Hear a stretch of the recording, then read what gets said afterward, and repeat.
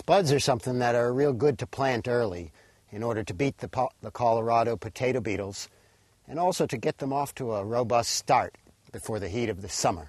So I'm going to show you a tricky little way to get some spuds in the ground that does not involve so much digging.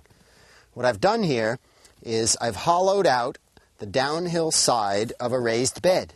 In other words, I took the path and I'm going to convert it into a grow zone this year, and then next year I'll reconvert it back into a path. So I carved a little trench. I'm going to fill that trench with a light layer of mulch, just a little mulch, to create a bed for the spuds to lay in.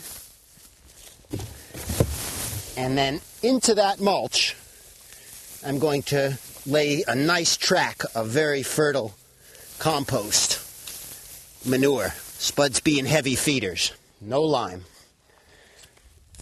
So I lay my track of manure, like so. And here you can see my seed potatoes. Today we're planting purple potatoes, which come to us from ancient Peru. And they're beautiful and delicious, and they grow really well in our New England climate. And since the potato seeds are rather small, I'm going to place them a little closer than usual, maybe 8 to 10 inches apart, like so. And then I'm going to use my hoe to very gently collapse some soil right on top of them. First this side,